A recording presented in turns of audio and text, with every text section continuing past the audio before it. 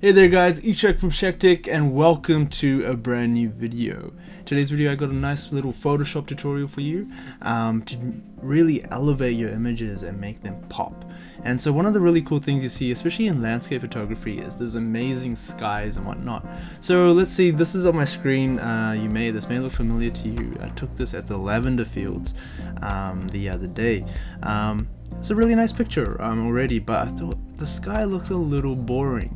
So with Photoshop, with literally the click of a button, you can change your photo from this plain looking sky to something like this. Amazing. So that's what I'm going to show you in this tutorial, so stay tuned.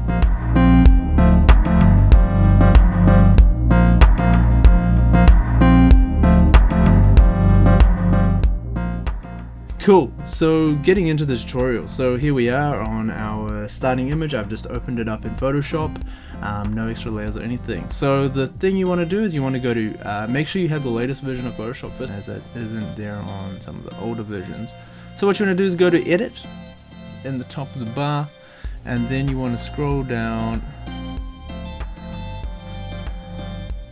You want to go down to Sky Replacement.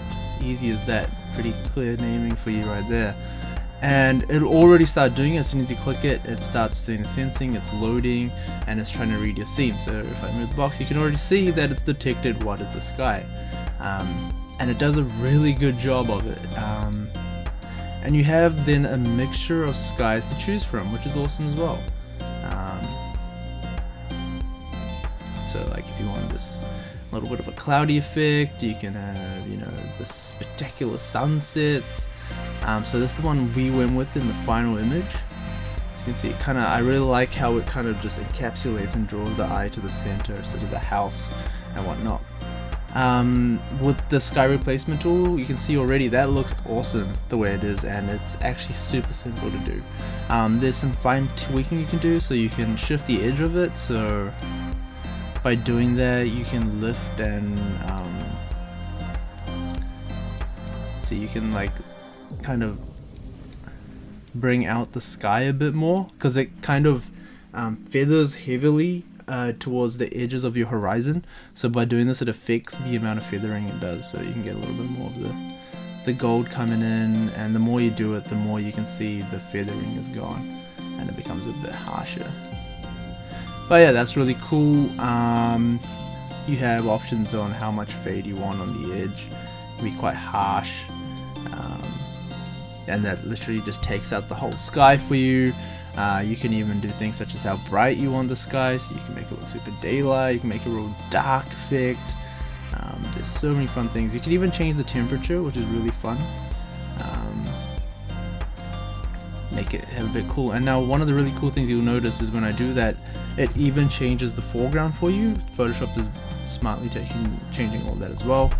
Awesome. You can change the scale, make it massive, make it small, depending on how you want to fit it. So doing something like that. You also have the option now, this does the foreground, so you can do some really cool things with it.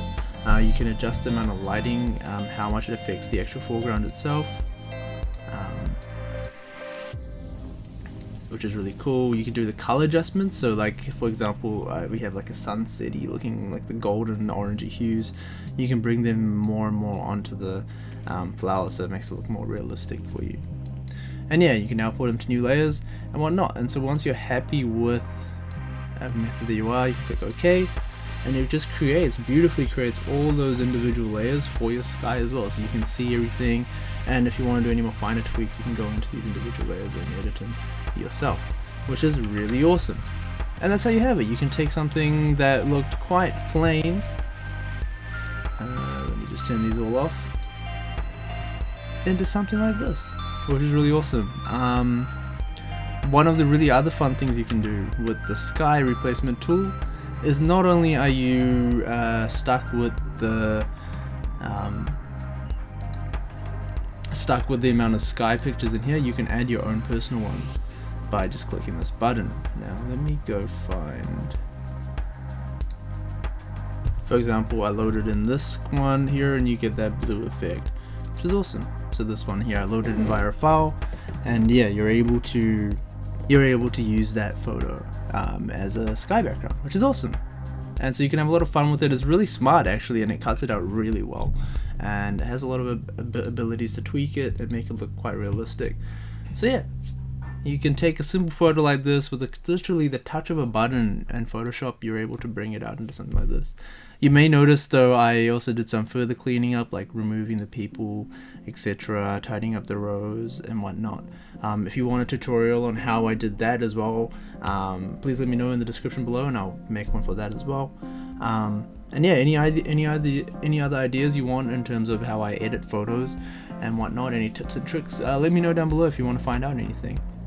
But thank you very much for listening and watching. Hope everyone's safe at home these days.